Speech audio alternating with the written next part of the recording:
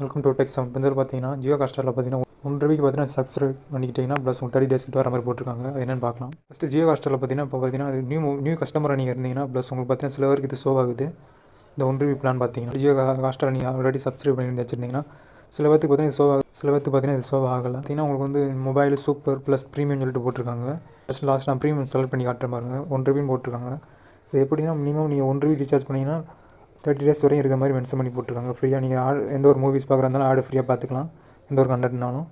Plus இதில் என்னென்னா auto play option கொடுத்துட்டிங்கன்னா இந்த 30 டேஸ் முடிஞ்சதுக்கப்புறம் ஆட்டோமேட்டிக்காக நீங்கள் எந்த பிளான் சூஸ் பண்ணிக்கிறீங்களோ அந்த பிளான் பார்த்தீங்கன்னா அப்படியே போயிடும். 500 ப்ளஸ் 3 மந்த்ஸ் பார்த்தீங்கன்னா ப்ரீமியம் 500 எடுத்துருக்காங்க.